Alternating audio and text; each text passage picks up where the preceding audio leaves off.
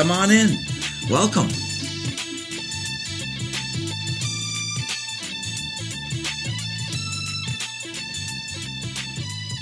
Well, we indeed welcome you with open arms to Kindness Beyond the Veil. This is your host, Chip Reichenthal. We have an absolutely phenomenal show for you today, beloved listeners.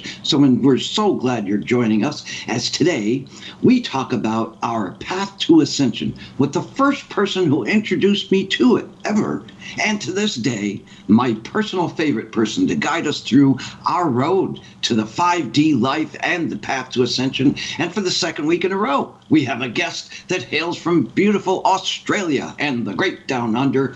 Last week we spoke with Mary Rodwell, who's from Melbourne. This week our guest hails from Brisbane in Queensland, Australia. Not only is he a former guest, but he's been a guest of mine on the last 3 radio shows that I have hosted. So I've known this wonderful man for quite a while now. And our honored guest today is none other than the wonderful Danny Searle. And I absolutely love this guy. I should mention that every week in the theme for this show, I say how there's no good and evil in an animal kingdom, no good and evil in a plant kingdom. That's something that I actually first got from Danny Searle. Danny Searle has an absolutely fascinating YouTube channel called Path to Ascension, which I highly recommend. It's where I first came to know about Ascension and Danny, and I have been on my personal path to Ascension for years now, and it's made a huge impact on my life, as has Danny Searle. So it's great that we have him on now for you, especially in time for the holiday season, and as we're close to entering a whole new decade. So for those of you who will be making any New Year's resolutions, Ascension may be a good one to have on your list. And in addition to Danny's YouTube channel, Path to Ascension, he has some really outstanding books out, including his book called Ascension, a step-by-step guide, and 3 books he has out as part of a set called The Truth Chronicles, including Secrets of the Soul and Secrets of the Illuminati.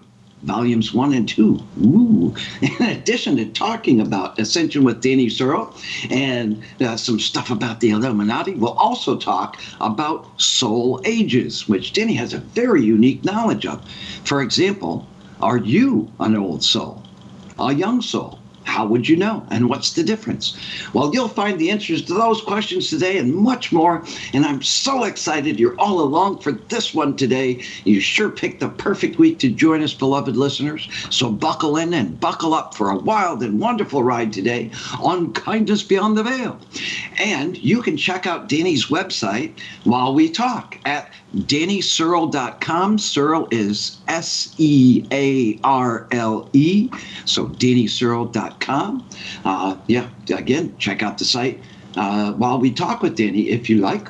We remind you briefly, meantime, this here show, Kindness Beyond the Veil, runs on 2 networks, starting on the great WCET-FM, where we're on every Monday from 7 to 9 p.m. Eastern.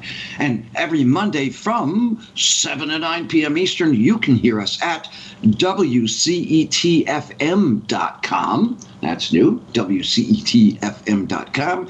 And we're on the Paranormal Radio app via TalkStream Live.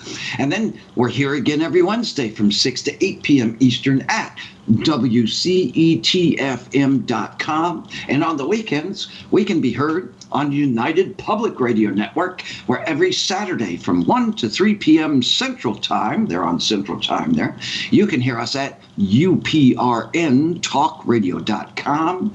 And speaking of 1 to 3 p.m. Central Time on uprntalkradio.com, we have a new special live show there now on Mondays at 1 to 3 p.m. Central.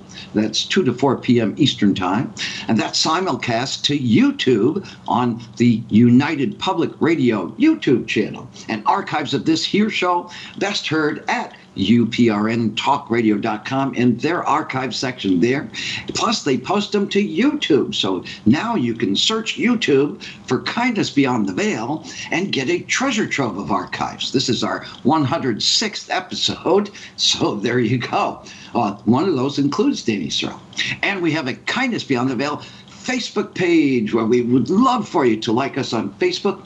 Plus, I also co-host a radio show, as if that's not enough, called Supernatural Realm with the great Tim Roxbury hosting.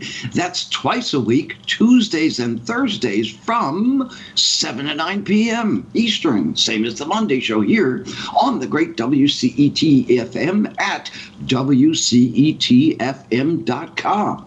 Again, that's a new website address. And now Supernatural Realm also runs on UPRNTalkRadio.com every Saturday there from 3 to 5 p.m. Central Time, 4 to 6 Eastern.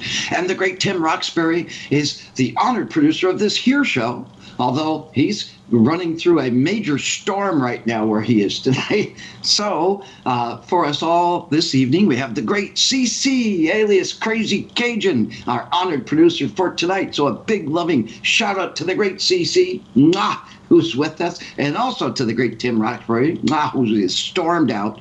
And our friend Danny Searle will be joining us from beautiful Australia in just a few more moments. First, a couple of brief thoughts, and for that, we take you to New York City in 1966, the year that changed the life of a man considered the world's foremost authority on the polygraph machine, also known as the lie detector, a man named Cleve Baxter. Now, one day while working in his basement, Cleve Baxter noticed the plants in his basement had a little more mist on them than usual, and he thought, in that case, the plants might make a good conductor to use as a baseline for his polygraph machine. So he hooked the electrodes of his polygraph to a Dracaena cane plant to measure what's called a galvanometric response, or electrical resonance, if you will, only to notice that the plant had the same physiological reaction to being hooked up to his machine than a human would, a reaction of nervous excitement, the way we react when we're hooked up to one of those machines. To make sure this wasn't some sort of anomaly, he accompanied the plant's response with an audio modulator. So the plant's response would make a sound similar to that of a voice, if you will. And he noted some extremely odd things. His plant would make an audible response anytime there was a loss of life in the room, noting that, much by accident, at least at first, when he stepped on a bug and then monitored a controlled reaction while placing brine shrimp in boiling water, just to see if there was some compatibility in responses. And again, tried it in a control setting with no people in the room at all at the time. He also noted that if any other plants in the room were touched by people, either in a kind manner or a violent one, there'd be a corresponding audible reaction, similar to an ah kind of sound when kind, and something more similar to a scream when other plants suffered. Baxter ultimately noted that plants have consciousness, or even are empathic to other life forms. A few years later in Japan, Dr. and Mrs. Kenneth Hashimoto were doing a demonstration with plants using a cactus, while also translating the plant's electrical output with audio modulation to, in essence, give a voice to the cactus. And Mrs. Hashimoto then demonstrated it was actually possible to teach the cactus to make the sounds of letters in the Japanese alphabet. She would name the letter and then help this cactus along until it could indeed copy the sound of that letter with its voice.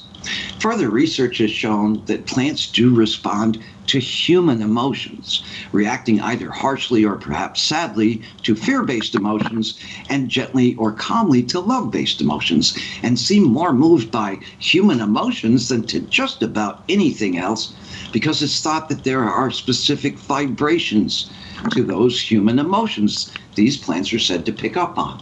Perhaps plants have souls after all.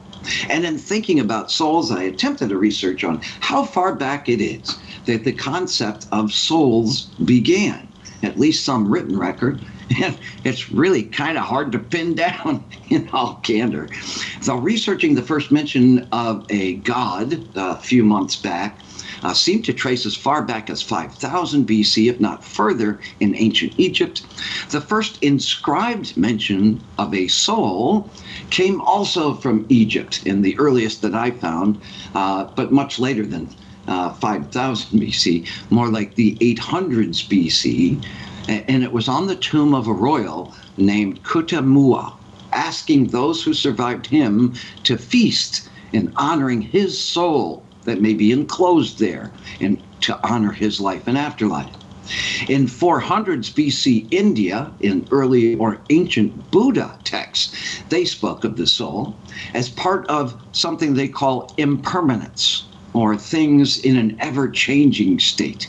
A human being has no permanent state, and the soul, outside of the human essence, is also ever-changing, according to them, as everything in the universe is ultimately thought to be, in that reference.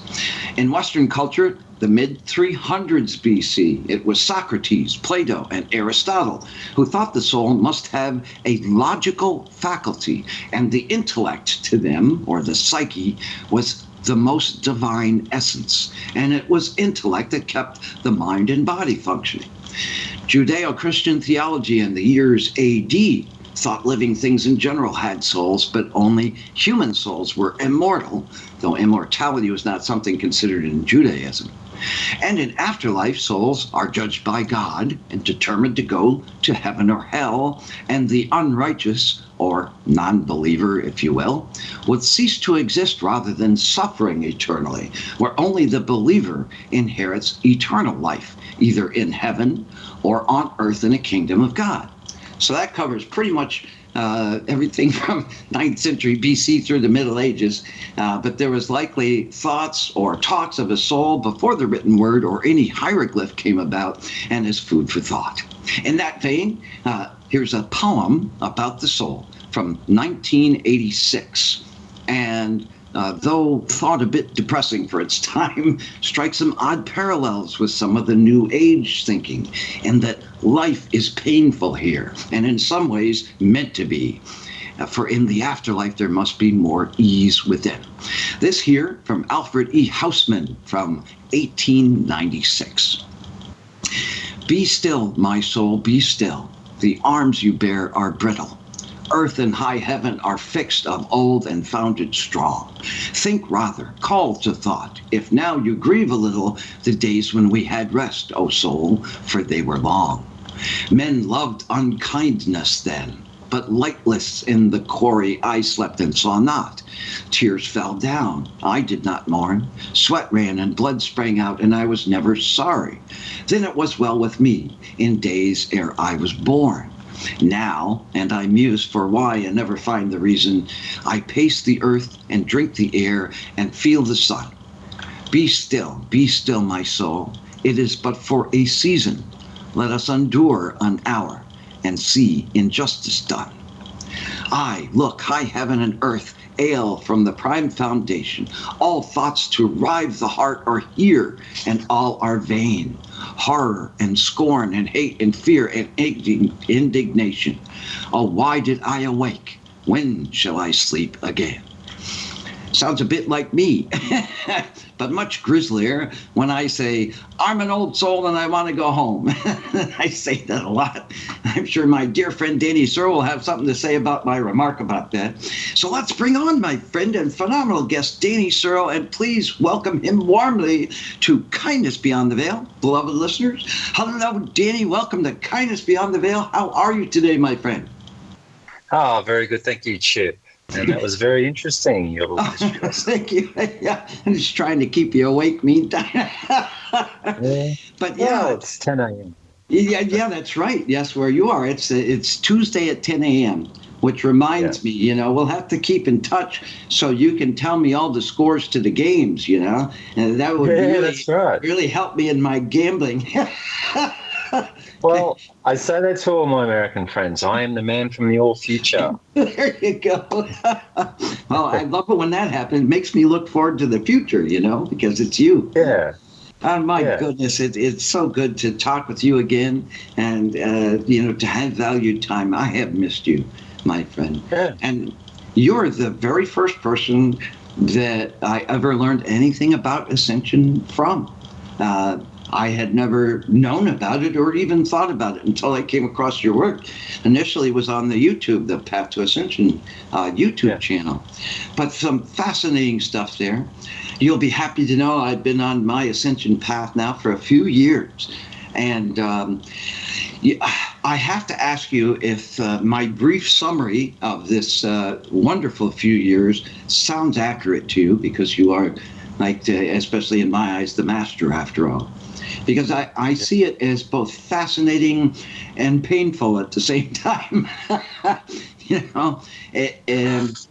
I think anything you work at, it's like I can equivocate that to growing pains. When you're a kid and your body's growing, your legs might hurt from the growth of this or that.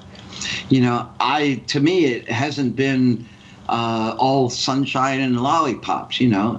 There is some work involved, and there is change.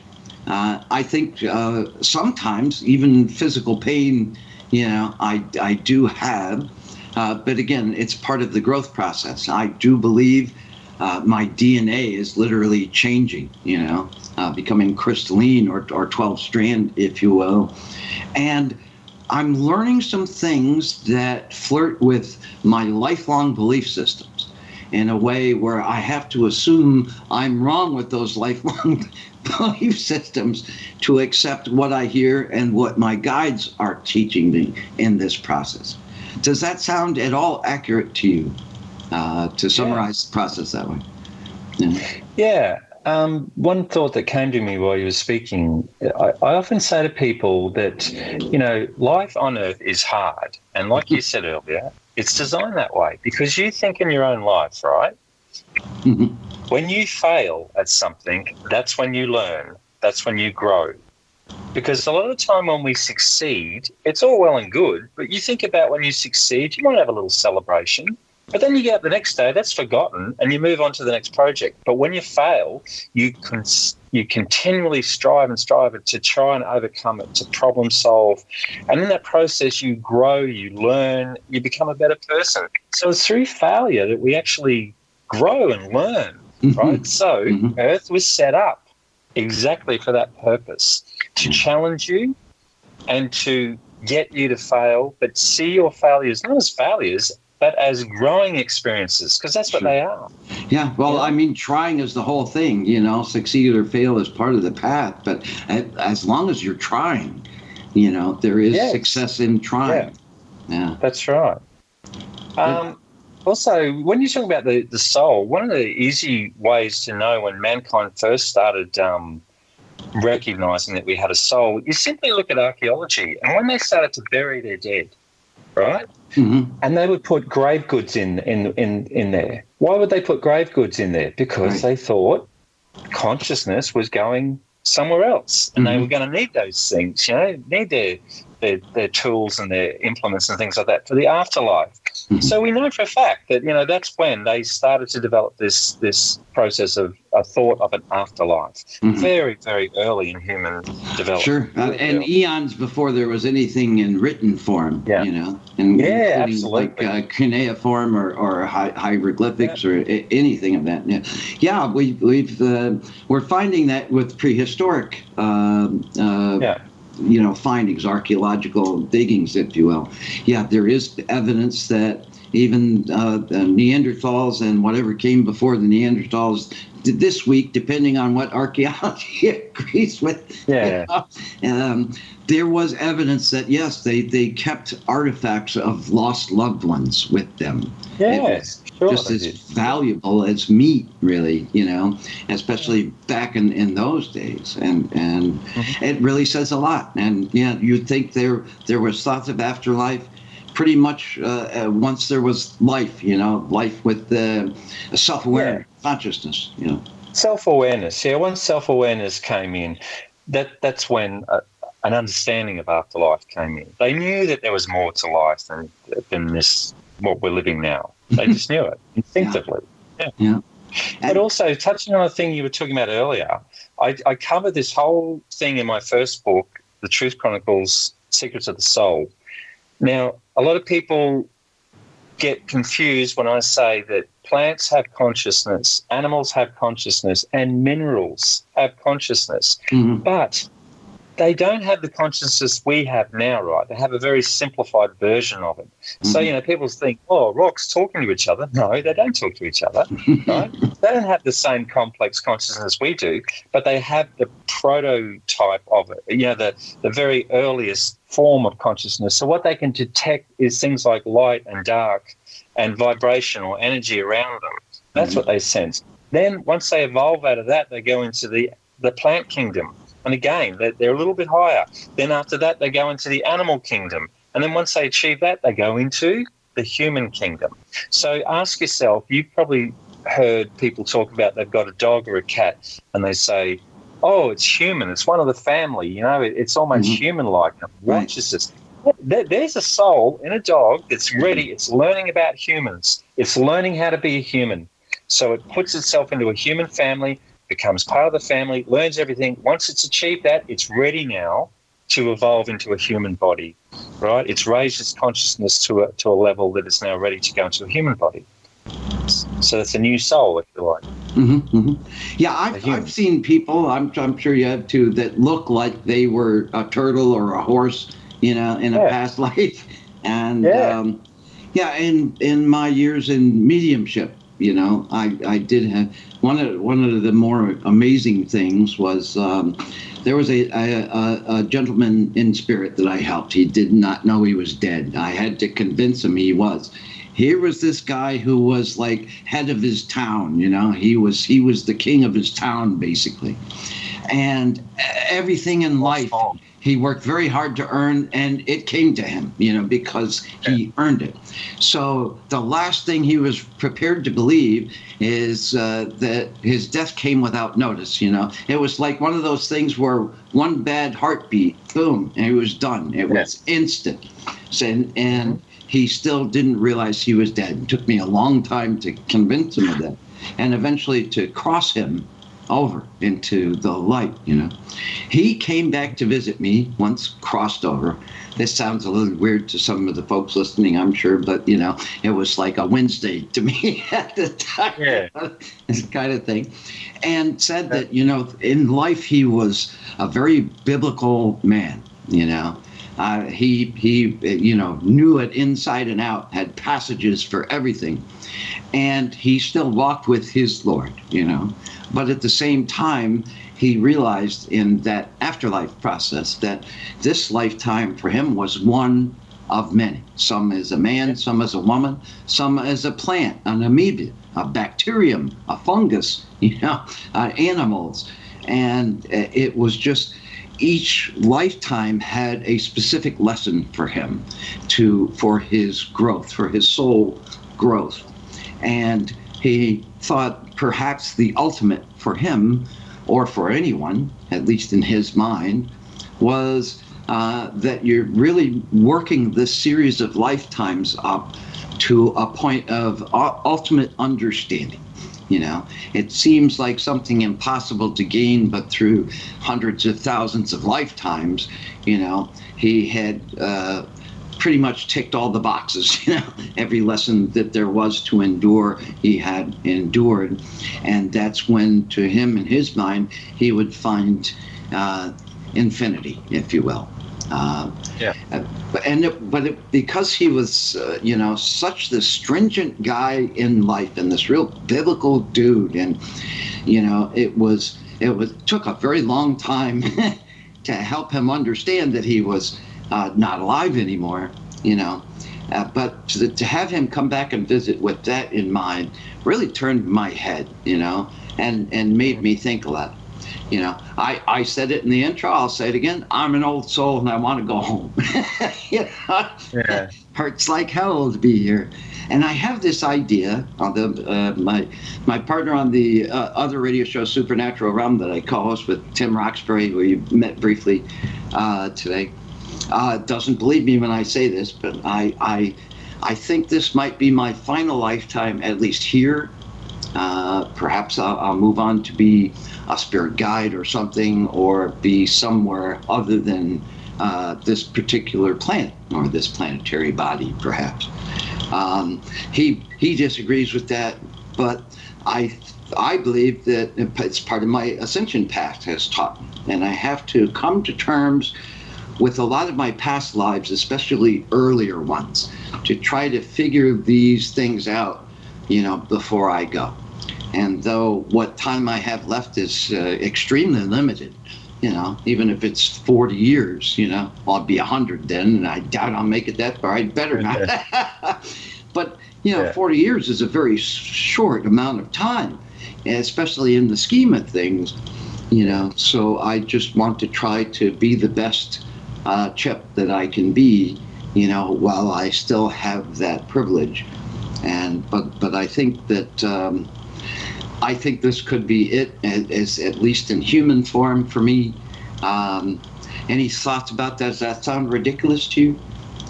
Oh, no, nothing's ridiculous. Look, first of all, in classic terms, right, not talking about the ascension and all that sort of thing, typically, right, someone in their last life on Earth is typically an old soul level 7, right? And typically they're a vagabond. I know you're gonna go, what? Well, they are. They're like hermits that live in the forest. Well, that makes sense to me. Deeply, well, because they're learning detachment, right? They're learning detachment from the earth. So they don't want earthly things. They don't need earthly things anymore. They don't want to get caught up in the dramas of earthly life, right? Oh, man, there's so many of them. Well, there are. So they're not interested in political. They're not interested in saving the planet. They're not interested in doing anything. They may teach one or two people high spiritual things. They tend to be very deeply spiritual, profound, right? They'll come out with just stuff that makes your jaw drop. You go, oh, wow, right? But they live very humbly, and quite often they rely on charity, to survive. And I'm not talking about the bums you see in San Francisco, they're not those people. There's a difference. I talk about it in my book and in my videos and stuff, what they are. But that's typically what an old soul level 7 is in their last life, and they stop incarnating after that, right? Yeah. But here's the thing. Now we're going through the ascension process. For anyone that ascends, it doesn't matter what soul level you are, you stop the incarnation process, right? Because part of ascension is you're transforming your body into a light body. So you take your body with you, right? As well as your consciousness. Because normally when you die, body gets left behind. It's just a lump of meat, right? Really. Yeah. And then consciousness moves on. But with ascension, this is the difference between death and ascension. Ascension, you take your body with you, but it's renewed, right? It's a brand new body, renewed. And just through thought, you can project whatever you want it to look like. You really can. So that's, maybe that's what you're picking up on, being this is your last life. I would tend to think that's your higher self saying to you, yeah, this is your last life, but you're going to achieve it through ascension, not through death. Right, not through death. Well, and the ascension process, please correct me if I'm wrong on this, because, you are, especially in my eyes, the master on this. The one thing that really stood out in this ascension process for me is the release of ego, the need for more, and I want what he's got type of stuff. Disappears. It's cathartic. It's beautiful, to not have want like that. Even necessities, certain, eating on certain days I don't even think about that. It doesn't really matter, Of course, it's because I have the choice. If food was taken away from me, I want food like crazy, but because I have the choice, it doesn't really matter. And of course, I'm going to eat. Eventually, I want to stay alive in this particular shell that I have here, But that was probably the loudest thing throughout this entire process is the ego stuff. It's an enormously wonderful release. Does that sound accurate? Yeah. Well, Yeah, my latest book that you mentioned earlier, so it's Ascension, a step-by-step guide, because it's literally a step-by-step guide. For those that want to ascend now, they don't want to hang around, it's not easy, right? But I give you exactly day 1, do this, day 2, do this, day 3, do that, right? I give you everything you need to know. I know of 2 people that have actually achieved it, that I've got videos of them. It's a long story, but I won't get sidetracked. The point is, ego, what you're calling ego, yes, you do. And again, like the old souls, you have to detach from the physical realm. And that also means, and this is where a lot of people have difficulty, right? It means detaching from loved ones and family members. Because you have to understand, they're just souls on a journey like you are, right? Mm-hmm. And if you're detaching from them on the earth, doesn't mean you hate them. It just means you don't feel this need to be around them all the time or with them all the time, because you know once you go, they're still there, right? You're still connected, even after death. Once you die and go back to the spirit. For me, I see them more often once they're dead, you know, because exactly. Space and time no longer matter, you know. That's I have a lot of people that live great distances from me. So, you know, once I survive them, I can see them just about any time I want. You know, well, part of the Ascension guide that I give you, it's the second last thing you do before you go to the 5th dimension, is you create what we call a Merkaba. Merkaba, which is an Egyptian term, which basically translates as the light body. That's what it is, a soul or a light body. And so you create a Merkaba, and to the average person, it would look like a starship, you know, like a light in the sky. That's what it looks like. But when you focus in on it, you can see that it's a dodecahedron, right? Which is like 2 pyramids, one pointing up and one pointing down, and they're spinning in opposite directions. And then it's glowing on the outside. So I've got videos of that. Actually, someone that did it followed my book in Portugal. Young lady, 29 years old. Her sister shot the video, and you know, I was able to zoom in and show that the Merkaba was activated, and that's what she did. And 2 days later, she went. So why I'm telling you this is because when you create a Merkaba, it's created, then it's operated through your thought, right? You can go anywhere in the world at the speed of light, literally at the speed of light, right? And while you're still physical, but you're very high vibration by this stage, right? So the point is, you could just stop at that level. It's not easy to maintain that high vibration in the 3rd dimension, but you could sort of stay there for a week or so if you really wanted to. Most realize that once they get to that point, they're like, I'm out of here, man. I don't want to hang out. You know, it's like, yeah, this is interesting, but geez, I want to go, right? And that's what they do. So anyway, the biggest thing that I focus on in that book, and what I focus in all the time now, if you want to ascend, you've got to learn forgiveness. It's all about forgiveness. Forgiving yourself, forgiving those in your life that, you know, you feel, you know, hurt you or something. It's all about forgiveness. So once you learn forgiveness and detachment, you're gone. You're out of here. And something else, at least to me, along with that, hatred is gone.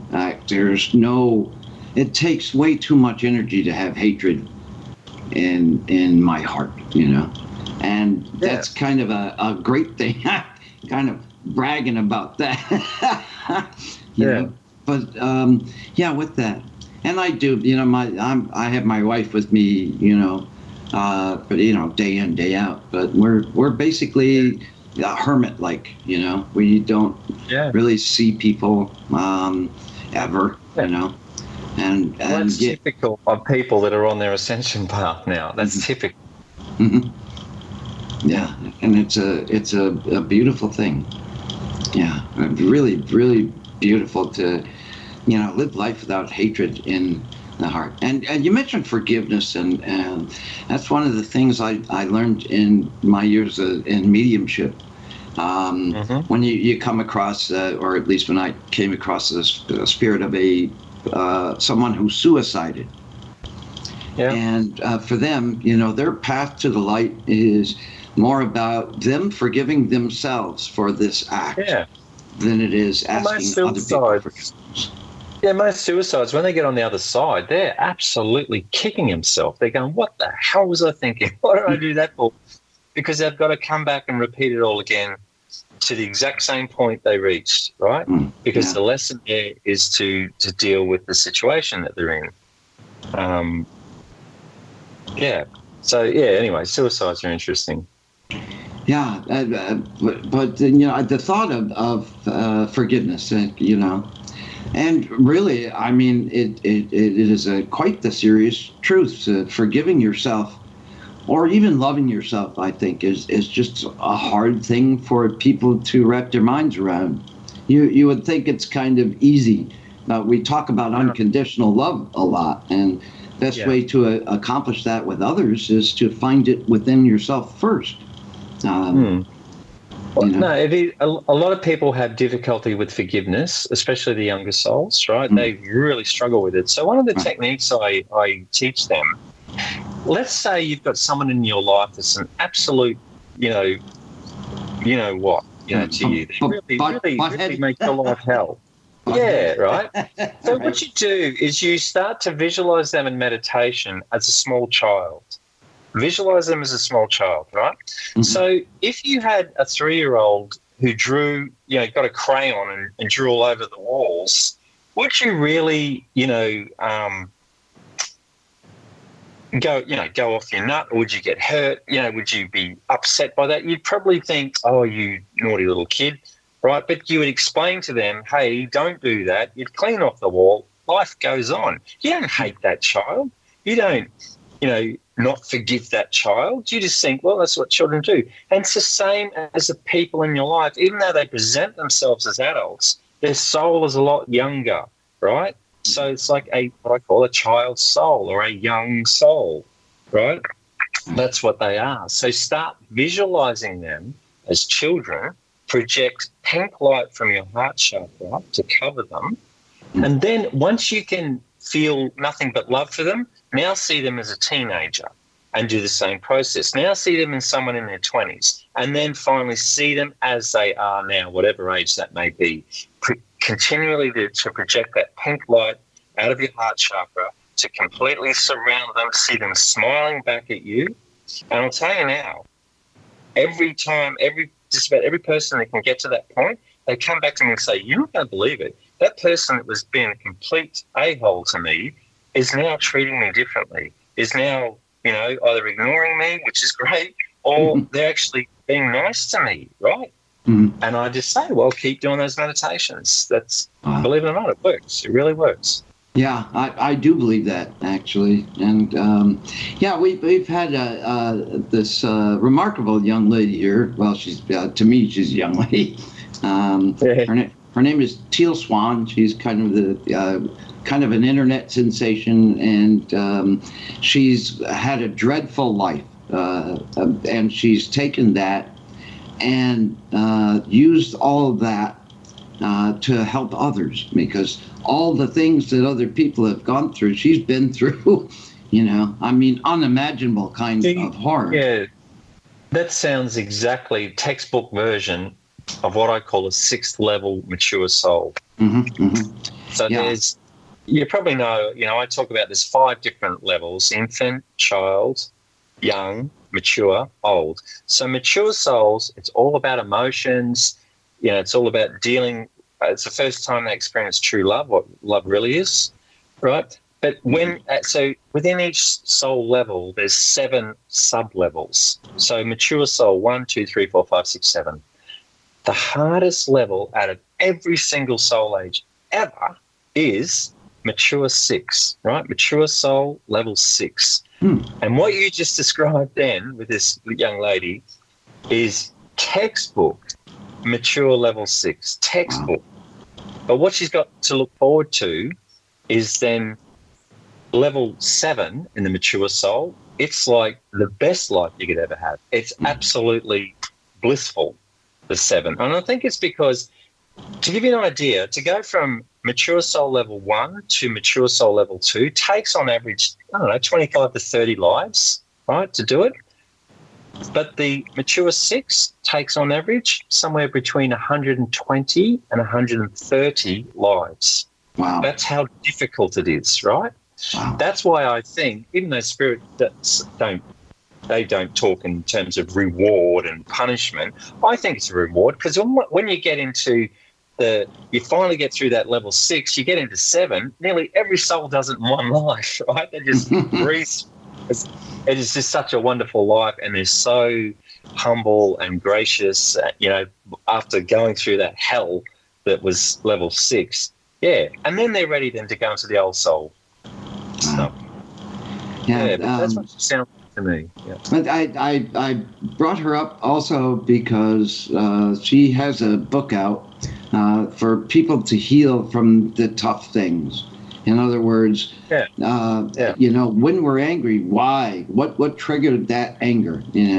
When we get in insanely emotional for no reason whatsoever, to the point where we're asking ourselves, why the hell am I this emotional all of a sudden? What are those trigger points? And some of the methods that she suggests are it's almost a self-hypnosis where you find your infant self in this particular lifetime, who first endured whatever that thing was that feeds your anger, especially on impulse, or the thing that feeds your anxiety or sadness.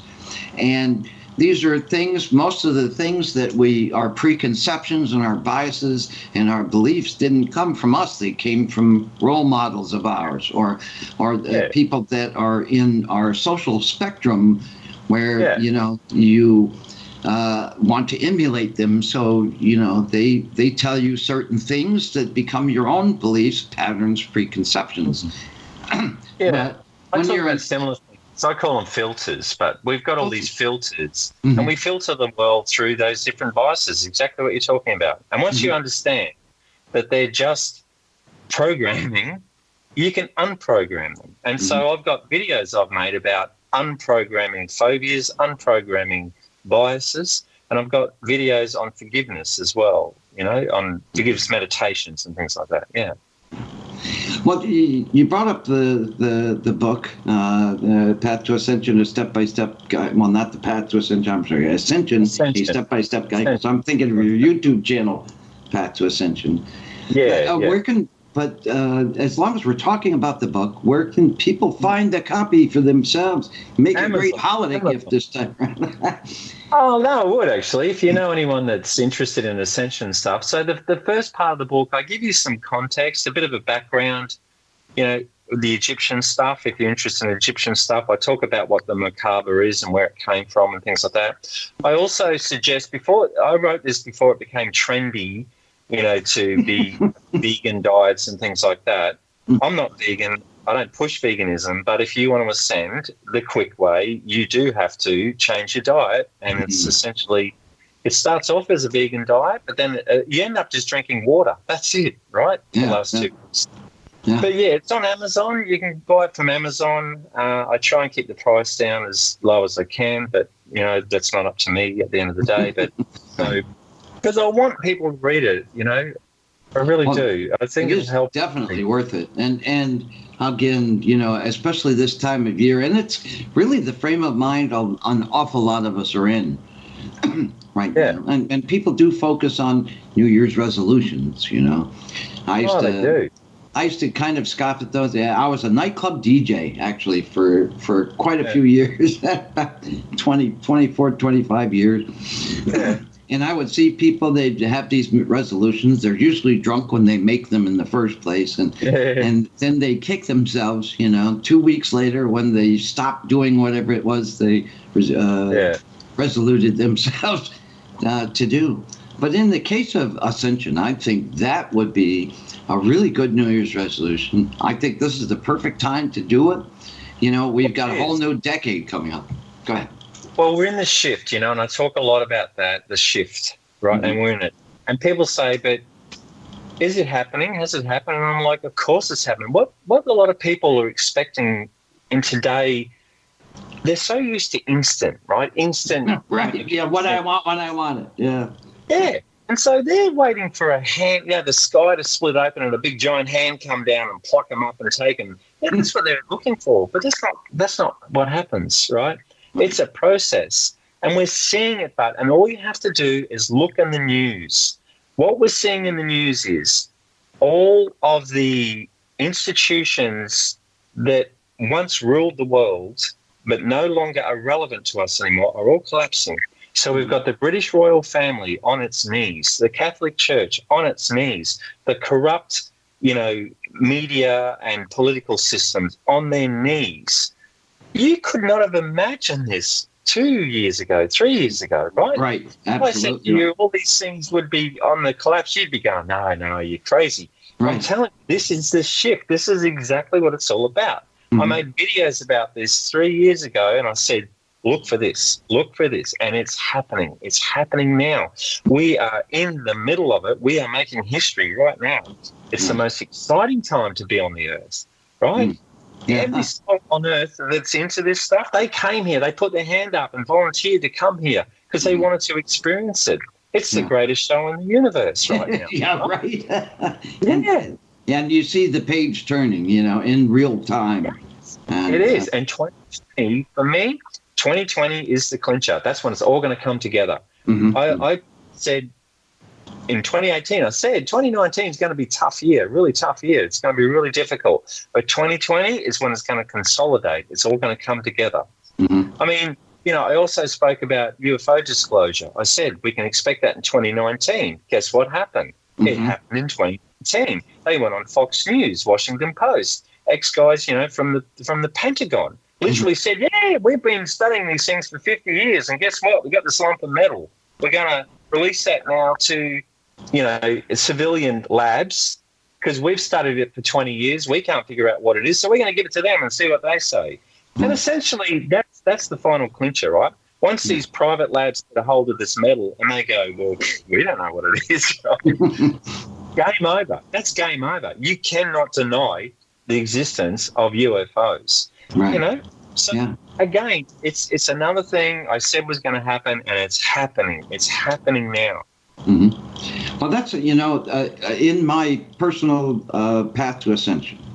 One thing that I have noticed a lot that I wasn't, I've been kind of a paranormal guy for 40 years, and though we go to these conventions and things, and there are the UFO and ET experts there, they were in a different camp than I was at that time. But I see the UFO and extraterrestrial worlds blending into all the realms. I see them blended into paranormal, especially I wish there was a different term than New Age, because that kind of sounds a little corny, but New Age movement, for lack of a better description. You see a lot of it. The Ascension path, there are things that I see around me. Most of the aliens are interdimensional, right? Most of them are interdimensional. Right. So when you start ascending and going interdimensional, guess who you're going to bump into just quietly? Yeah, well, it's very, it's been kind of unsettling for me, not because it's scary, almost the opposite, because it's fascinating. My wife and I see light beings here, and because we've been in the paranormal, we know what an orb looks like, a spirit orb. This is not the same thing. This is these ball of lights, and they come near you, and you feel this almost indescribable peace, something you'd expect to feel in afterlife. Just that level of tremendous peace. Yeah. And no, totally. But it is leaking into all realms, and we can see it. Technically, they're merging now. That's part of the shift. We're merging now into the fourth dimension, not the fifth. You've got the fifth. You need the key to get in there. The key to get in there is 12-strand DNA, right? Yeah. So it's not just something you're going to wake up one day and say, "Oh, I'm in the fifth dimension." It doesn't work like that, right? Yeah. But what people are experiencing right now is a merge of going in and out of the fourth dimension, right? Mm-hmm. I absolutely agree with that. Yeah. Yeah. And some say, and I'd love to get your take on this, that This planet itself is going from third to fourth density. We're in this area where it's actually the Earth that's ascending. We're just the little monkeys on her back, really. Right. That's really what's happening. Yeah. So the consciousness we call Gaia, that's the consciousness of Earth. Yeah, she's ascending, right? Really, that's what's happening. And you can study that through the Schumann's resonance. So if you want to know where it's at, just Google Schumann's resonance. There's websites out there now that track it, right? It's literally going up in frequency by the Fibonacci sequence, right? So we can predict where it's going to end up. So once the Earth reaches a critical point, those on Earth, so this is what I term as the mass ascension. So that book I was talking about before, that's for people that don't hang around for that. They're just like, you know what, I've had enough, I'm out of here. So they're going to do it solo. Now I'm talking about the mass ascension where the majority of humans will ascend. And that's the point when the Earth reaches that critical point where she's raised her vibration. Those that are attuned, right, meaning you are in the love vibration. You know, you literally live your life in love, right? And you love yourself and you love life in general and everyone around you. There's no hate in your heart. There's no negativity. There's no nothing, right? They're the people that are attuned to the Earth's vibration. They will just go en masse. They will go en masse, right? They'll just disappear. So the Earth, if you were to come back, like there's still an Earth on the third dimension, right? But it's going to look sort of like Mars, right? It'll just be a dead rock sort of thing, right? But those that go to the higher fifth dimension Earth, that's a renewed Earth, absolute pristine, beautiful, no cities as we understand it, no, you know, chimneys pumping out toxic gases and stuff. None of that's there anymore. No governments, no money, you don't need any of that, right? That's just all for the third dimension. So, you know, so it's a new Earth. It's a new Earth, I guess is the best way to put it. It doesn't exist yet, right? The fifth dimension exists, but the new Earth on the fifth dimension doesn't exist yet because she hasn't risen there yet, right? Right. So that's really what the process is all about. Yeah, and it helps explain why people are feeling so much more of everything, you know. Almost like all these sensations, comfortable and uncomfortable equal, are just much higher than that. If you want to know who's going to ascend, the world right now, and again I predicted this would happen, the world right now is split into two different paradigms, you know? It doesn't matter if it's political or whatever you want to look at it, right? Those that are, you know, part of this, I guess I'd call it cabal. It's really part of the Illuminati cabal, right, which I talk about. Luciferian, they don't even know, half of them don't even know that they're working for the dark side, but they are. And then you've got the other people, the pro-America people, you know, the pro-world people, the pro-liberty, democracy, you know, all that sort of stuff. They're the people essentially that are going to ascend. So that's what I'm saying. Not everyone's going to ascend. They're not, right? Yeah. Eventually they will, but I'm talking about this first wave. So the first wave is the pro-life, pro-liberty, pro-democracy, that crowd, right? That's the crowd that's going to ascend. The ones that are, you know, abort babies after they're born, you know, and even look, the global warming thing, that's all a hoax, you know, it's a scam. All the people that are tying their souls to that, I feel compassion for them and sorrow for them because they're not going to ascend, right? They're just going to be left behind. They won't end up on Earth. They'll go to another planet that's already been prepared for them, another third-dimensional planet, right? So no one will stay on Earth. No life will be left on Earth. Like I said, it'll be like a Mars planet, you know. You know, so, but again, it's part of the paradigm shift that we're in at the moment. That's why we're seeing this really marked difference now between consciousness, and it's all got to do with consciousness. Yeah, so it does. Like I said, if you want to know if you're going to ascend, look at your life, look at the way you live it. Are you pro-life? Are you pro-liberty? Are you, you know, live and let live sort of attitude, you know, that sort of thing? You don't hate anyone. There's no bigotry. There's no racism. There's no nothing. It's just, if you're like that, then I can guarantee you will ascend in the mass ascension. When that'll happen, I know you've got to follow the human's resonance, because it's all controlled by human consciousness, right? When humans start to go downhill, the frequency goes down. When they're going up, it goes up. So you can track the internet if you want to know when we can expect that mass ascension. Yeah, and I will offer testimony on your behalf, because I've known you and I've been paying attention to your works for years now, and you did call it. You called it years ago. The stuff we're talking about right now, you saw it coming. So, and I've been with you on this journey, so I can give testimony to that you're absolutely right. And I think you'd get a kick out of this. There was it's an organization, they call themselves LL Research. It's based on this trance channeling that this woman named Carla Rucker did in 1981, a long time ago. But she came upon this energy that she called Ra, like the sun god Ra, same spelling and everything. But, and it's this thing ultimately that they call the Law of One. And you probably heard it, at least about the Law of One. But this was a mixture of higher level, higher functioning, higher spiritual, whatever, extraterrestrial civilizations, a whole series of them, regardless of galaxy or universe or solar system or whatever, just from all over the place. They don't think of it like a religion. They don't want it represented as thus. But this entity that was part of this this organization, if you will, or several countless species of different higher functioning extraterrestrial beings are kind of buying into this.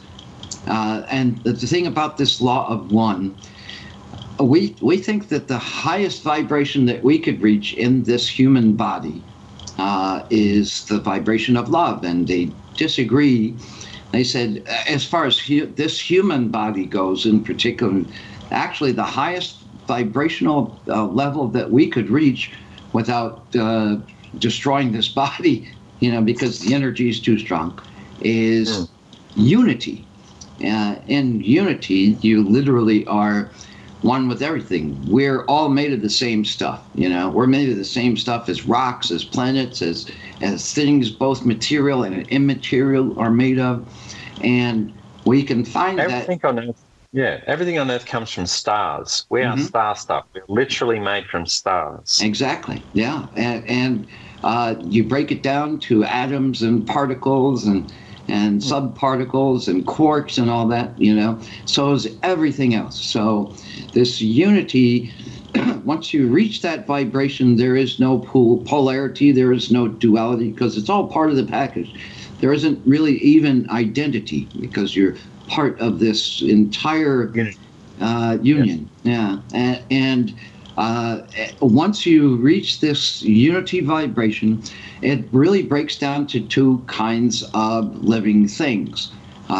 Service to self or service to others. And, just like you're describing the difference between those that will ascend and those that won't, the service to self, are in service to others. They're selfless, and really looking toward the benefit of not just themselves, but other things too. The service to self. And they actually said that they did incarnate as the sun god Ra a long time ago to teach this Law of One, but found ultimately that while they tried to teach this, it was the service to self people that picked up on it and learned how to have power over others, and really used that to their advantage. And they decided that it was way too early in the game to come down to this particular place, Earth here, and try to teach this. People weren't ready for it. And it almost feels now like you have two choices and two choices only, love-based life or fear-based life, Yes. Because we're in the land of a dichotomy. That's what Earth was designed for, Mm-hmm. black or white, Mm-hmm. right? And you're correct. In spirit, there is no black or white. There's nothing, you know, Right. as in, yeah, that's It's only just on Earth energy. that you can have. Yeah, Mhm. exactly. It's just energy. It's only on Earth. And Earth was designed specifically to facilitate that. Mm-hmm. Yeah, and speaking of that, as energy, and I want to ask your take on this. Yeah, I have seen in Ascension groups or teachers or whatever, Yeah. there is this thing, part of either this 5D world, if you will, or having mastered this, that you can actually, at least at some point, become at one with space. In other words, even though we're solid, we come to an understanding that we're actually not solid. You know, it's a collection of atoms. Atoms are 99.9% open space. So we could put our hand through walls, you know, or find ways to become one with other materials or substances or elements, if you will. How do you feel about that particular portrait? Well, sorry, I had to laugh because I don't know if you've heard of the movie called Men Who Stare at Goats. I've heard of it. Yeah, George Clooney was in it. Exactly. Really entertaining movie because it's based on a true story where this like hippie, you know, general or whatever literally tried to walk through walls. He thought they could weaponize it, right? If they could have soldiers. So they went and did this study for years and years and smoked a lot of marijuana and took a lot of LSD and, you know, tried to walk through walls and they couldn't. And so what you're saying is correct on the one hand that, you know, atoms are essentially empty. They are. But you have to understand the third dimension is a hologram. That's what it is. It's a computer program, just like in the Matrix, right? If you know how to bend the rules, you can bend the rules. But for the most part, you're confined by the laws, and we call them physics, the laws of physics, but they're really the hologram rules, right? That, you know, if you fall from the building, you're going to hurt yourself sort of thing, or you throw an apple in the air, it's going to come back down again, right? Mm-hmm. And we know it's a rigged program because, again, gravity. Try and get a scientist to explain gravity. Why is it, you know, that I'm sort of getting off on a tangent here. I don't want to get too. That's okay. But there's this thing called weak nuclear and strong nuclear and all this sort of stuff. Gravity doesn't make any sense when you look at it from a physics point of view, right? And then you have to get into quantum physics. And there's a whole other level there as well, right? Einstein was actually working on a fifth dimension beyond the fourth dimension of space-time. His fifth dimension included gravity and quantum mechanics, the spooky action at a distance. Exactly. So if people want to try and, I haven't got time to go into it now, but if you really want to get what I'm trying to get at is just go and research gravity, because I'm telling you, gravity is the smoking gun that says we are living in a pre-programmed hologram, right? So if you want to hack the hologram, it's possible, but it would take a lot of work. You'd have to raise your vibration. Basically, we're almost phasing out, you know, of the third dimension going into the fourth dimension. Then you can walk through walls, you know. But you'd have to be really high vibration to do it. Right, and it would take an incredible amount of strength, to probably more than the body is capable of, regardless of what the mind thinks. Capable. No, the body's capable. It's the brain that you got to worry about. Like the brain can explode, literally. Yeah, it could. It takes that much energy. And like the whole Ascension thing, we're really from the 11th dimension, right? But we've got to go to the 5th dimension, then the 8th dimension, then the 11th dimension for that very reason. Because if we went straight from the 3rd dimension to the 11th dimension, you just explode. Like you couldn't cope with it. It's just too powerful, you know? So we have to take gradual steps to get there.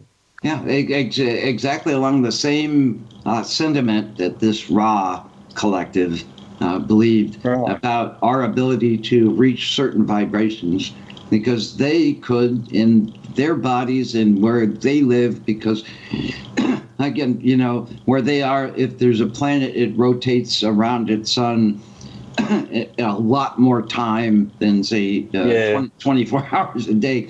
You know, I mean, this is super, super fast here. The Earth, you know, in places where they come, the things are a lot different, a lot slower.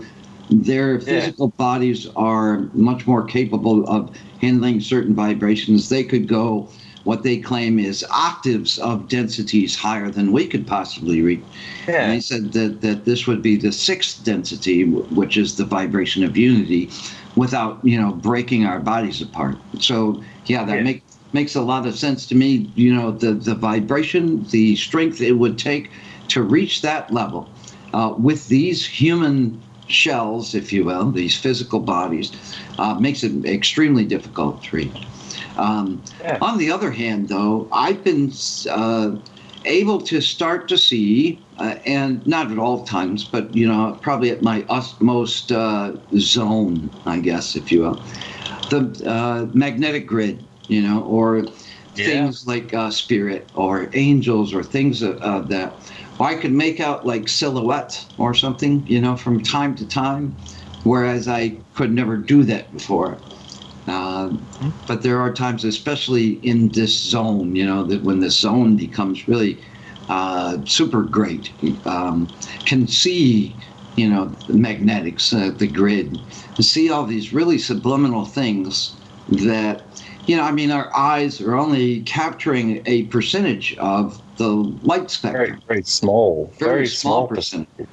Or the hearing that we're able to pick up on and receive with these human ears, very small percentage of that audible spectrum. And so once you kind of break the limits of that, you know, again, it's both fascinating but a bit unsettling at the same time, you know. And but I think, you know, it's more exciting than anything else when that kind of thing happens, you know. That's pretty common, you think, for people who have been on their path, to start to see or hear things? Now, yeah, because we're in the shift now, so consciousness is raising. So those that are attuning to that, absolutely going to start seeing stuff and hearing stuff and whatnot. But, you know, I say to people, if you want to get in sync with the earth, just go and sit under a tree. Go to a park or in a forest, on a beach, wherever nature is strong, right? And just sit there for 30 minutes. That's all you got to do. Mm-hmm. You know, listen to music or something, but just sit there and allow yourself to absorb that energy. And that will get your aura to start vibrating at the same frequency as the earth, right? Mm-hmm. It's a beautiful thing. And you were mentioning the Schumann resonance and how it's really blipping all over the place, you know? And it's been incredibly true. I mean, if you keep your eye on that, or if you keep your eye on, like, solar energy, for example. Our sun is supposed to be in a quiet phase. It's got this 11-year cycle, and we're in this quiet phase of it right now. And yet we're being bombarded by these solar particles, you know, in a way that's almost ironic. It certainly doesn't mark what we'd expect in this weaker phase of the sun, you know, in that 11-year phase. But I mean, the amount of solar energy that has been hitting us, especially in the last year or two, has been remarkably excessive. I mean, you know, very worthy of remark. And that Schumann resonance really goes along with that. It's a way to kind of keep track on these things. And somebody is keeping track of it, and you can always find, you know, records of the change. But last couple of years, and I remember, you know, I was doing radio, you know, December 21st of 2012, and I was all excited about this shift coming, and all through December or 2013, you know, oh, life's going to be great. This shift is here, and everybody's like, no, my life sucks. Nothing's changed. If anything has gotten worse. 2014, the same thing. You know? So, And again, I think it's part of this what I want when I want it type of thing. You know, people almost expected it was like a snap of the fingers. You know, well, once December 22nd, 2012 came along, they know the difference automatically. Boy, it sure didn't end up. Yeah, but I made a video in November of 2011 saying, don't buy into this 2012 stuff. Don't buy into it, right? Hollywood tried to say it was going to be the end of the world, and then the New Age people were saying it's going to be the Ascension, and I was the one saying no. Yes, you were. It's the beginning of the shift, right? So when we look what's happened since 2012, all this stuff has happened, right? Everything's changed in the world. Everything. Because consciousness, a doorway was opened at that point in 2012, and consciousness exploded, right? So this is when people started questioning their governments and questioning their religion and questioning all the institutions and things like that, right? And then, you know, it all went viral then on the internet. And that's why, because 2012 a door was opened to trigger the expansion of consciousness as the beginning of the shift. And the shift is continuing, and it's building and building and building momentum. So that's where we are now. Yeah, and now it's so shockingly different. I mean, if you look back to the way things were in 2012 and the way things are now, I mean, there's stuff that flips itself on its head week to week. You know, 1 week it's okay to say certain things, and the next week, week, you know, you get in some trouble for it. How dare you say, well, I said it last week and nobody objected, you know? That's right. Exactly. Yeah, I know. Yeah. Again, I said to expect that. Helter-skelter is what I called it. It's just going to be helter-skelter, you know, and chaos. Because you've got to have chaos before you can rebuild, you know? Yeah, a shamanic principle. Like, I've got some friends in Australia that are shamans. Some of the, you know, at least the best of shaman that I have met, you know, Australia. And it's like in order to find the light, you have to journey through the darkness first. Yes, a baptism of fire. That's what it is. Right.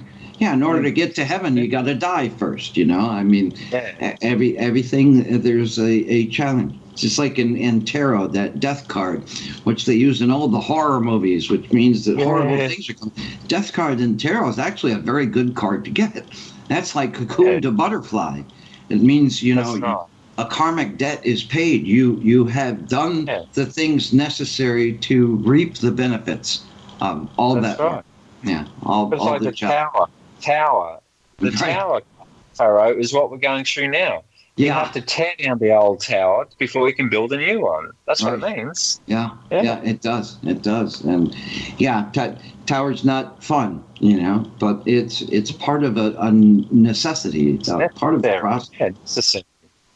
Now, I saw some recent work of yours. Well, at least it was posted recently, but that talks about the magnetic poles, you know. People are coming up with this thing that they call the event. I don't know to what extent you lean to, you know. I think there's some unnecessary fear-mongering and all that. But you do mention a shift in the magnetic poles, and that when there is this sudden, you know, we've got science really kind of saying that our Earth poles here, the magnetic poles, are going to change at some point. You know, if say north is positive and south is negative, you know, it'll kind of flip on its head. And some scientists are insisting it'll be instantaneous. Some say it'll be a short duration of time, a very acute duration of time, but potent, you know. But you did mention something about the planetary magnetic poles shifting recently. That sounds right? And in that's when we get kind of the, if there is any event per se, that would probably best equivocate whatever they're talking about. But when you mention it, it's a necessity, but it's not nearly as fear-mongering as that event that they talk about. Can you expand on that a bit? I think the event that you're talking about, that I hear about that as well, I think they were talking about a CRM or coronal mass ejection, right? A solar flare, flare, I think they're talking about. That's not going to happen, right? It's not going to happen because it doesn't fit in with the Ascension stuff. It doesn't. It fits in to make somebody look better because they're coming up. Clickbait. It's clickbait. That's what it is. It's clickbait. Thank you. And people get all riled up about it, and they all run with it and everything. Mm-hmm. No one stops to think of the spiritual context to it and the physical context to it. So, at what point would burning up the earth, how would that serve spirit? Seriously, how would it serve spirit? It just wouldn't, right? Same with, if a whole bunch of aliens came down here and just tore up the planet and killed everyone and everything like that. How does that serve spirit? It doesn't, right? And you have to keep pulling back to that, reminding yourself, we are in the service of spirit here. That's why we came here, right? Mm-hmm. We are learning on behalf of your God, whatever you want to call it, the source, God projected parts of its own consciousness to learn about itself. And I explain that to people as in, if you were born in the jungle and you had no reflective surfaces, nothing, and at age 21 I said to you, what color are your eyes? Right? You couldn't tell me, right? So God couldn't tell you the color of his eyes or its eyes, so it projected parts of its consciousness outward to look back at itself and say, oh, you've got beautiful mauve-colored eyes, right, or whatever, right? Mm-hmm. So that's what we're doing on Earth. We're learning for God, right, and we're going back. When you finish all your incarnations, you go back and you plug all that data back into the mainframe, i.e. God, right, and it disseminates all that information, right? Because every single person has a different, unique take on life on Earth, right? We all do. It's all individual. So it wants to learn everything. It wants to learn everything. So why would that source go, you know what? I'm just going to burn them all up just for giggles, just for fun. No, it doesn't work like that. Like when the dinosaurs were taken out, that was done on purpose, right? Because think of it like the Earth was a training ground where they were learning how to program it. They were learning how to create life here. They did it for a long time. They perfected it. They said, right, now we're ready to move to the next phase. So we need to wipe the slate clean, and now we're going to do it. And it was all leading to this, to where we are now, with humans, with consciousness, right? So they're not going to wipe us out. They're not going to, destroy the Earth. That's not going to happen. Yeah. It brought up, some of the more dramatic ones that do talk about this coronal mass ejection. We go through coronal mass ejections all the time, and it usually doesn't come to what these predictions I can tell you now. Again, I used to teach this in, I'm not sure if it's in a video, but anyway, you talk to people that knew me 30 years ago, right? Mm-hmm. I spoke then about there was a coronal mass ejection in 1973 that should have wiped out the Earth, but it wasn't. Why? Because the Palladians stepped in and blocked it, essentially, right? Mm-hmm. And because of that event, all prophecy, like Nostradamus, became null and void. It literally became null and void. And that's why today when people try and they can't predict Nostradamus until after the event. That's why, right? All prophecy post 1973 is no longer accurate because an event happened in 1973 and all the scientists predicted. David Suzuki, the Japanese-Canadian guy, he was at the forefront saying, oh, this mass coronal ejection is going to come. They all predicted it. They were all expecting it. And then suddenly, when it was meant to happen, it didn't happen. And that's because the Palladians intervened. It should have happened, but they intervened because they're here to protect us. That's what they do.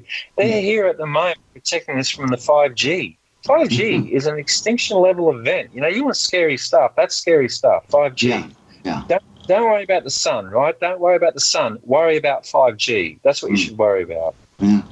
But it brought up that, this coronal mass ejection would basically take things that work with electricity, things that are powered by electricity, and shut them down. Grid. Yeah, it's what they call an EMP, electromagnetic pulse. Mm-hmm. And they're worried that because an event happened in the 1800s where, before technology, but it still took out the telegraph poles and whatnot. So someone came up with from that, they took it to, imagine if that happened today, we'd lose the whole electricity grid and we'd all be living in the Stone Age, and all that. So some scientists put that scenario forward only because they wanted to get funding to basically put Faraday cages around all the power poles, right? Mm-hmm. Which costs a lot of money to do that because that protects them from an EMP. And these New Age people jump on that proposal to get funding and they go, it's going to happen. It's going to happen. Oh, hair's on fire, right? I mean, if really, if more likely an EMP comes from nuclear bombs, right? If you do a airburst of a nuclear bomb 30 kilometers above the Earth, right, it's going to create an EMP. And, if that was going to happen, well, Russia would have done it by now, or North Korea would have done it by now. But they're trying. Yeah, exactly, right, but they haven't done it. But that's more likely to happen than the sun, creating. Mm-hmm. Yeah, but it's food for thought, because you think of how dependent we become on electric power. Yeah, our refrigeration systems. I mean, all our food would spoil. Our banking, everything financial would break down. Yeah, we'd go back to medieval life. That's what we'd go back to, a medieval existence. But I don't see how that serves us or how it serves spirit, so I don't believe it's going to happen. Simple as that. Yeah. Well, thank you for saying that, especially out loud. When you say it, it soothes me, Oh, good. Okay. Because I've known you for a long time, and you've called things, way before they've happened. And, everything you said has bared fruit in one way or another. And it's fascinating, honestly, I mean, most of my friends are psychics, and this is it's still, remarkably fascinating, and I think that's very cool. I'm going to ask you a general question because of your Truth Chronicles set, and you briefly mentioned some things that you may find in the Secrets of the Soul Truth Chronicle Volume 1, but you've also got the 2 volumes of the Truth Chronicles that are in the Secrets of the Illuminati category. Now, I don't know what we can say about that or not say about that without some sort of trouble. I've had friends that talk about, hidden truths and all this stuff, and they've had radio shows about it, and, they claim that the governments were trying to shut them down because they were saying things out loud they weren't supposed to say. I don't want to create any of that kind of trouble for you. Although I don't know if it's already happened for me. No, it's already happened for me, because when that second book that you're talking about got published, I was literally shut down by the equivalent your IRS is in Australia, it's the ATO. They literally deleted my business number, my income, everything. I now don't get an income from basically anything anymore because the government shut me down. And specifically because of that book, they rang me up and they said, just take that stuff out and all will be forgiven. And she was actually beside herself. She couldn't believe I wouldn't just change it. She was saying, just change it. Just change it. What's the big deal? What does it matter, really? See, she didn't know you. That's it. Right, exactly. And I just said, no, I don't care. Again, because my faith in spirit will give me my wants, not my needs, but they will give me my wants, and they've done that so far, right? But anyway, so they've already got me, but it doesn't shut me up. So now I'm more determined to talk about it. Because, so what do you want to know? There you go. Ask me a question about the Illuminati or just like a general overview, because the thing about the all the Illuminati stuff over the years, All right, which I'm sure you're well aware of too. But especially what once internet became a thing and access to certain kinds of information that we normally couldn't find in a library or something, you can find. But at the same time, just because it's on the internet doesn't make it true. I think we've all learned that the hard way. But you've got two volumes of these Secrets of the Illuminati. I got over 400 academic references in that book, right? So people can't come back and say, "Oh, that's conspiracy theory." Well, that's nonsense. I sat in the State Library in Queensland for 2 years, getting sources and reliable sources. You know what I mean? And doing interviews and things like that. So, and that's why they can't debunk it, and that's why they react. Yeah, the way they react. Yeah. See, you'll notice no one's debunking it, saying it's all conspiracy theory, are they? No. Well, do me a favor and debunk me on this or don't, because let's just take conspiracy theories in general. I'm not inclined to be a conspiracy theory person, because to me a conspiracy is generally when more than one person gets together to accomplish something that shouldn't be accomplished. Otherwise, they wouldn't need a conspiracy for it. And so that means you've got more than one potentially malicious, narcissistic kind of person trying to achieve the same thing. And, it's like a group of narcissists sounds like an oxymoron in itself. Something has to go wrong, because this is the kind of group that you don't group together. These are people that are selfish, and it's hard to get. It's not really a group. It's not a group of narcissists. It's one narcissist, one or two narcissists, and their minions who are willing to go along with, who are easily manipulated, and controlled. Okay. That makes more sense. But it's just like, to me, at least the way my logical mind works, which doesn't necessarily mean it's logical, is it wouldn't make sense for conspiracies to be successful, because it's the Sartre, hell is other people, philosophical. More people you get, the more things can go wrong. Yeah, but you can see it in today's society. We've got this character called George Soros. George Soros is a psychopath in the technical term. Doesn't mean he's an axe-wielding maniac. He's just a psychopath, right? He has no empathy. He's ruthless, blah, blah, blah, blah, blah, right?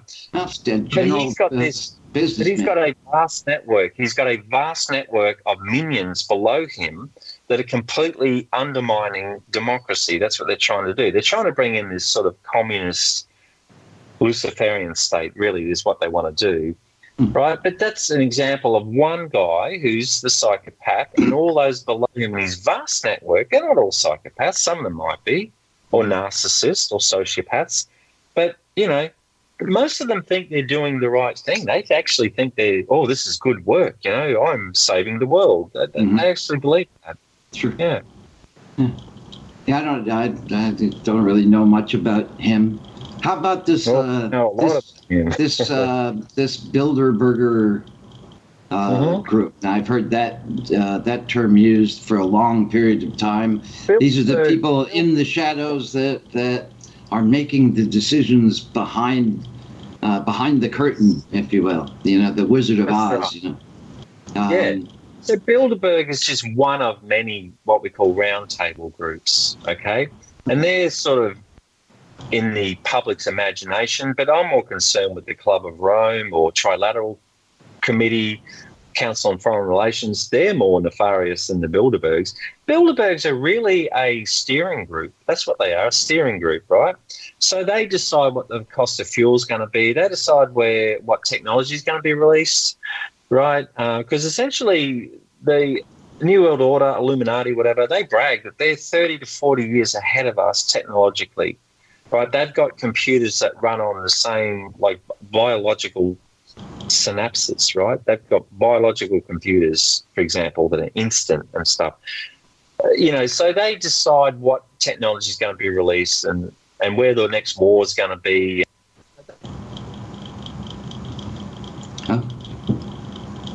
Danny, are you with us?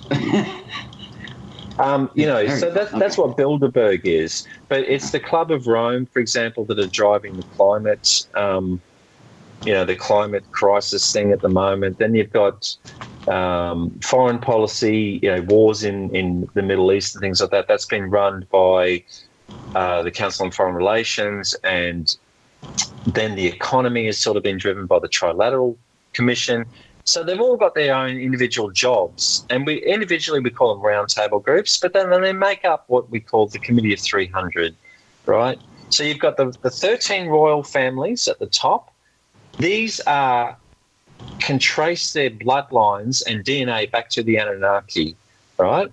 Okay. So that's why they deem themselves special, because they're like, well, we've got more Anunnaki DNA in us. So, they got markers on their DNA. Now, I've heard, I just got to stop you there for a sec, because I've gotten an awful lot of Illuminati videos and saying reptilian rather than Anunnaki. No, they're not reptilian. They're not reptilian.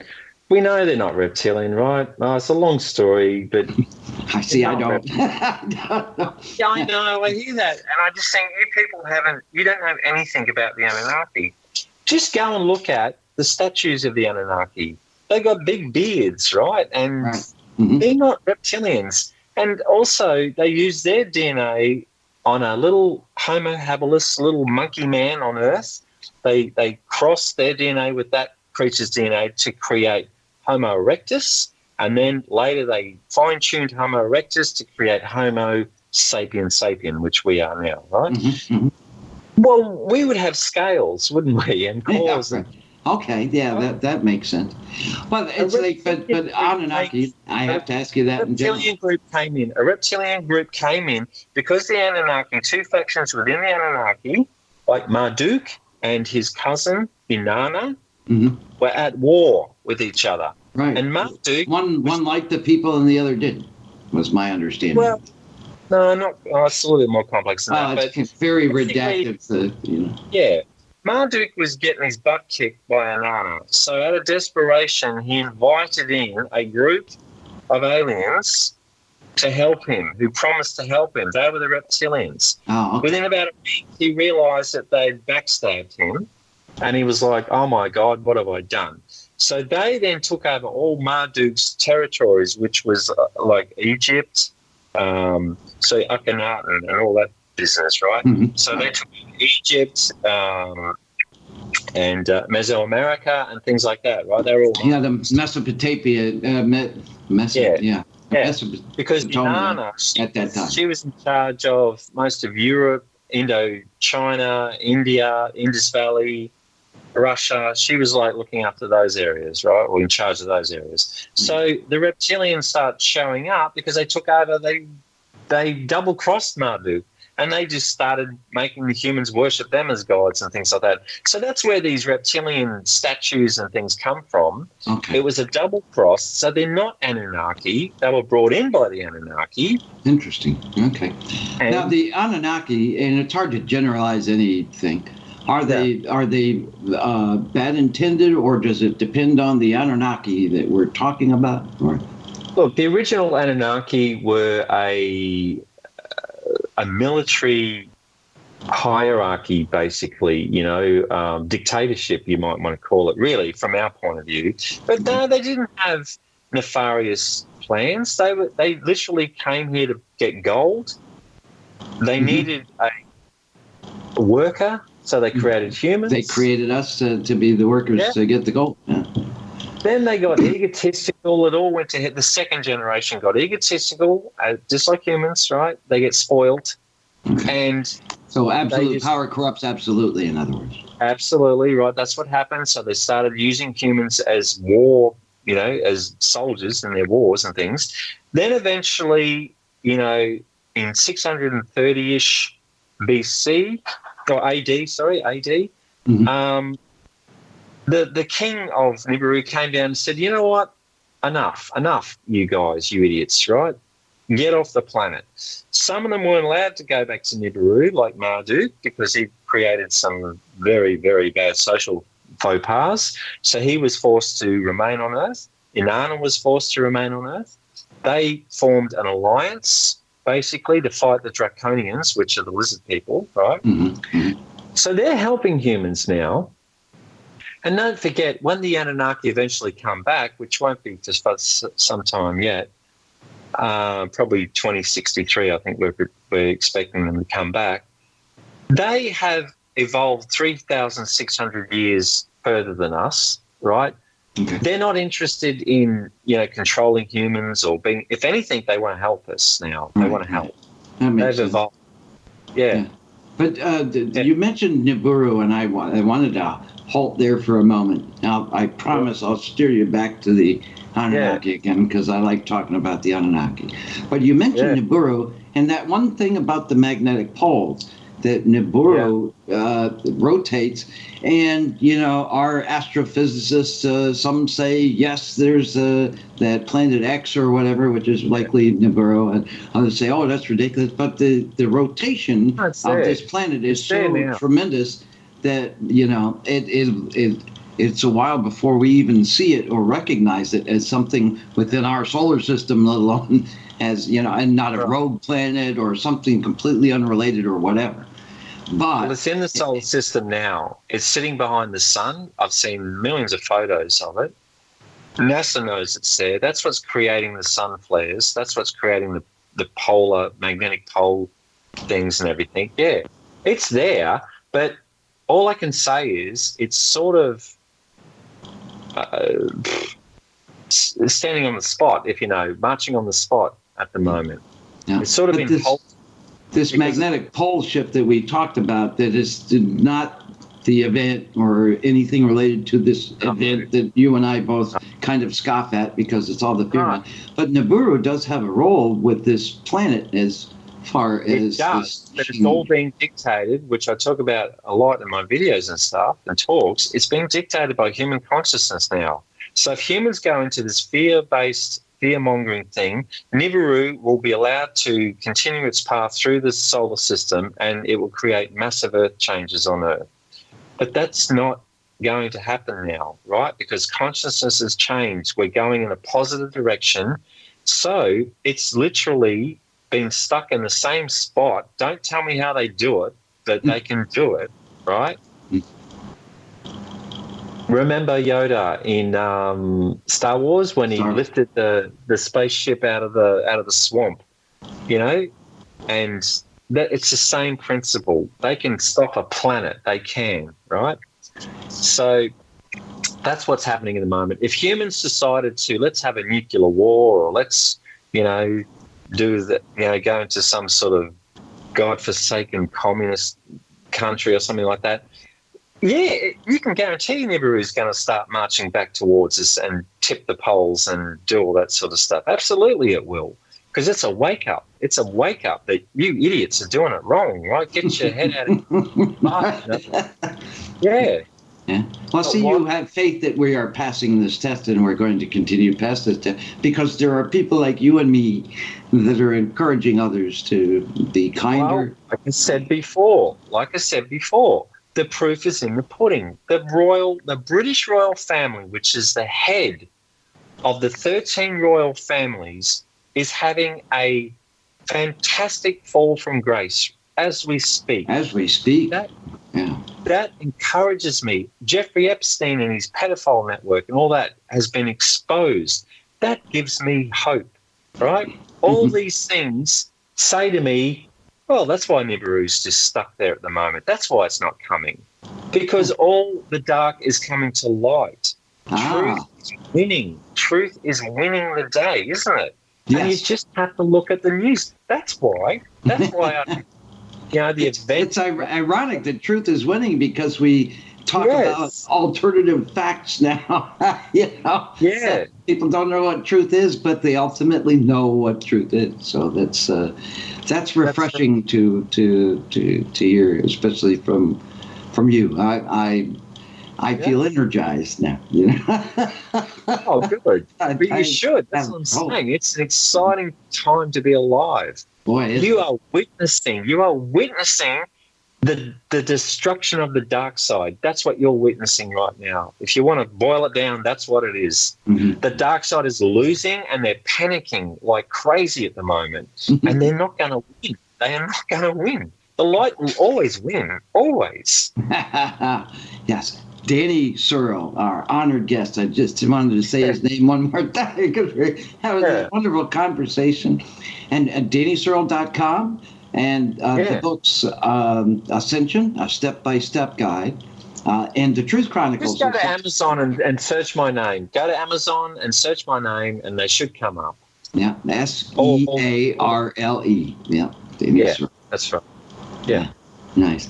Yeah, we'll have to have you on Supernatural Realm too sometime. Tim Roxbury was with me on that.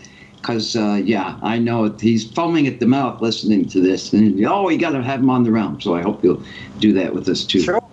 Because that's, I will. Yeah. That's on both networks. And it's the same time period. It's just Tuesdays and Thursdays. Yeah. But he wanted to know if you were related to somebody named Don Searle, who lives in Pennsylvania. No, I get asked questions like that all the time. Yeah, that's one fortunate thing about having a name like Reichenthal. Nobody ever asked me. My wife's maiden name is Smith. She gets questions like that all the time. There you go. Yeah. It's exactly. Like, there were a lot of blacksmiths in the medieval period, see? Right, a lot of blacksmiths. Yes. A lot of, but it didn't mean that they all were related or knew each other. Just saying. Right? Yeah. No, that's right. It was just a job. It was a job title. Same as Searle. Searle comes from the Norman, which means it's a bodyguard, essentially. It's a bodyguard. It was Searle in Norman. So, then they came over the Norman conquest of England in 1066. Then they went to Ireland, and from Ireland, my family came to Australia. Essentially Searle means bodyguard for VIP. Yeah. See, that kind of works in a sense. I feel safer around you, than I normally do.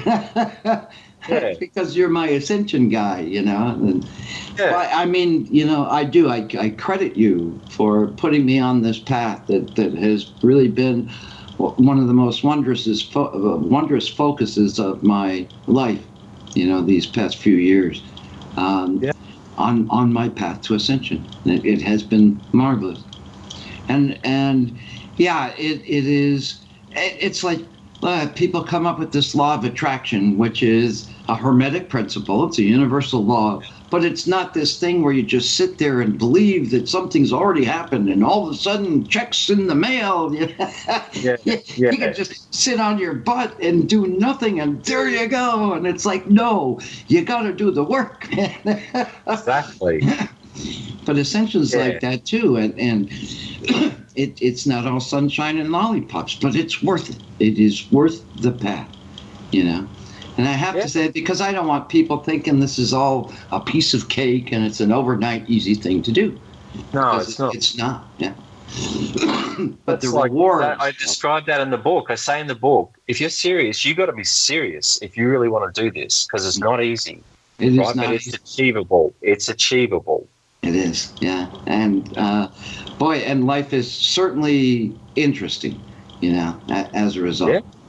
Yeah. Has there been a lot of times in your path here where you find that achieving this really forces you to confront lifelong beliefs that it's hard to shake from, even when the ego stuff starts rolling off?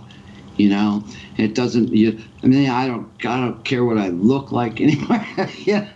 I don't need all this stuff. I don't need stuff, and it's liberating as anything. But at the same time, there are things that I've seen or heard or experienced, and I go, okay, that's somehow not in line with all the things that I've come to know up until this point in my life. That makes it exciting too, and it makes it worth the walk on this path. But has it happened to you like lots and lots, or just every once in a while, or you reach that? Just every once in a while. it's really, I haven't had to update my belief system for probably 20 years, because 20 years ago I found out all the stuff that made me go, ooh, geez.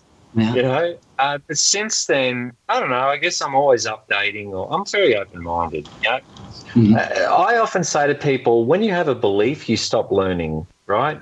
When you believe something, you stop learning. So I like to just keep an open mind on everything. I really do. Yeah. Yeah. And first, on this path, you kind of have to. Now, there are times now, and, you know, it's ironic. My guides are telling me that I shouldn't meditate proper, if you will. You know, I find different ways to do it because my vibration would be so much that I would just knock a Skype signal out, you know, and that's not good because we use this for radio interviews. So instead of, you know, I mean, and for me, when I say meditate proper, you know, I go through all the different chakras and name them and see them rotate and make sure they're all rotating in alignment with like a Kundalini type of thing.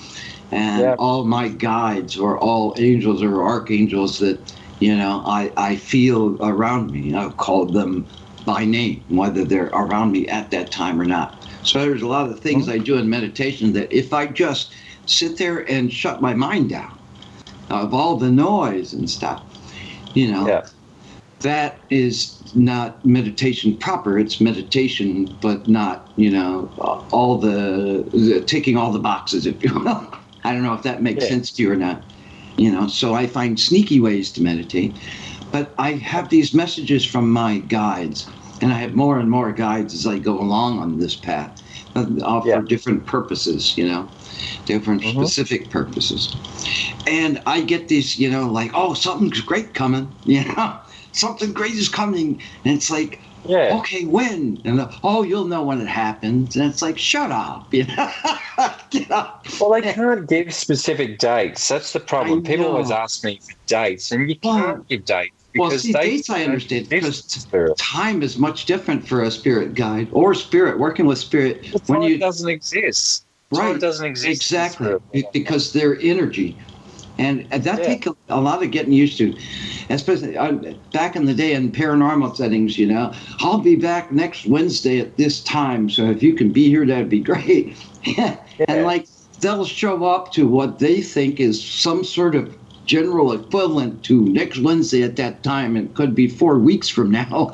And they'll say, I was there, where were you? Right? So it's like really different.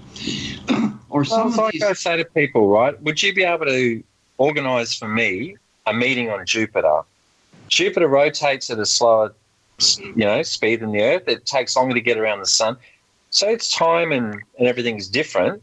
Way different. How would you tell me to meet you on Jupiter at 10 a.m. Jupiter time? Yeah, right. I mean, just right now, you know, for me, it's like, 10 minutes to 9 Eastern time. It's like 10 minutes to 11 on Tuesday for you in the morning. Well, 12.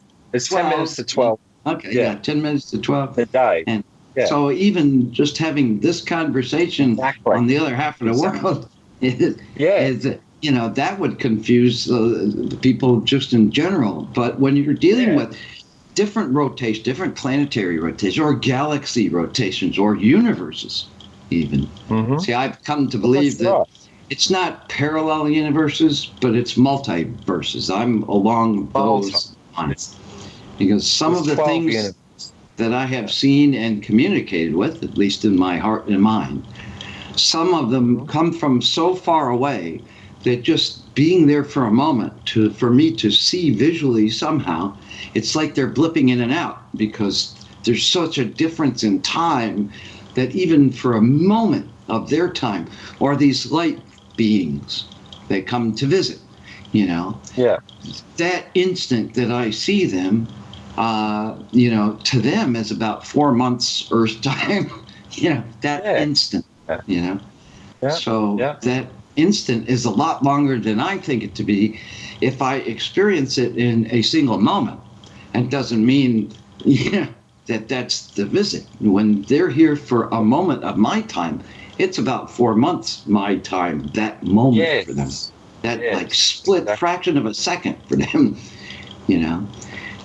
but there's yeah. I was going to say, when you read ancient Irish tales, because we're famous from Ireland, so I'm very interested in that sort of stuff. They talk about the She or the fairy realm, and they tell these stories about stepping into a fairy circle, and to you it was just a night. You had a night of feasting and partying, and then when you step out of the circle, 50 years has gone. Yeah, right. Yeah. And it is. It's a lot of getting. It takes a lot to get used to that. Yeah, communicating with spirit and thinking about, because we have this fallacy that time for us is this straight arrow. The past is behind us, the present and the moment is now, the future's ahead of us. Yeah. And that's it. You can wring your hands and you're done with it. But no, it's not like that at all. It's not even constant. In reality, no, time, like past, present, future, all exist in one moment. At one moment, yeah. It's just like if you think of a photon, a light particle.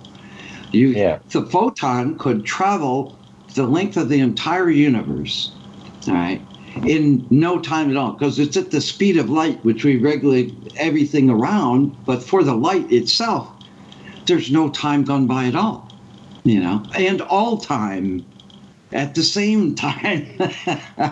And that's how we have to think if we're going to think about, communicating and thinking in terms of time or immediacy, because as living people, we want stuff now, and people in spirit, their energy, they know when their time is up, that immediacy is not there. Well, spirit, when they want me to know something's going to happen, they'll give me a celestial event to look for, or some sort of portent. They never give me a date. They never give me a time of the day. They go on celestial events to look for, and things like that.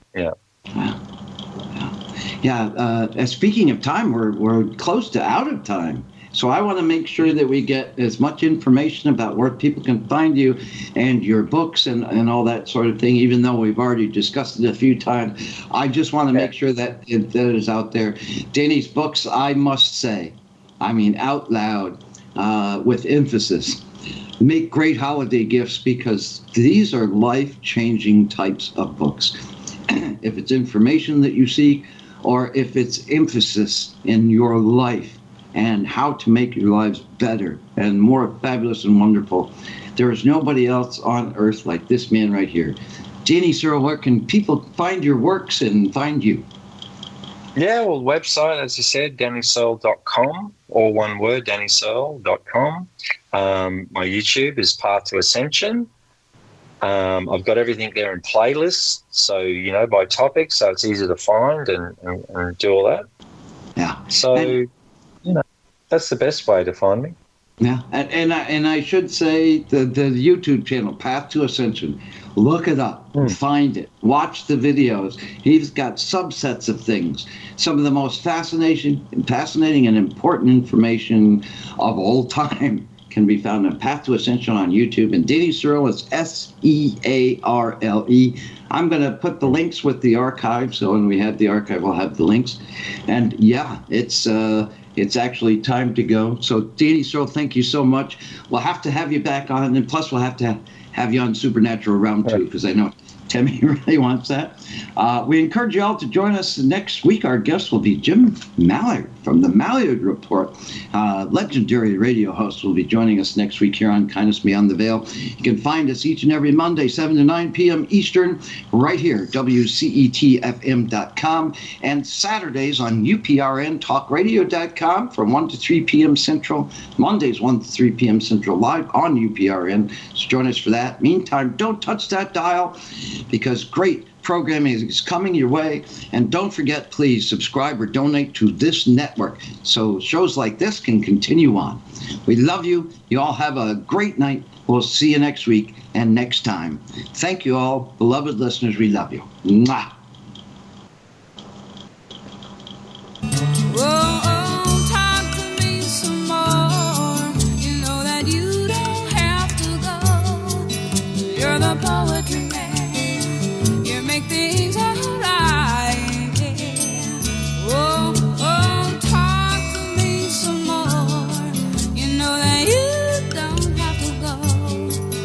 You're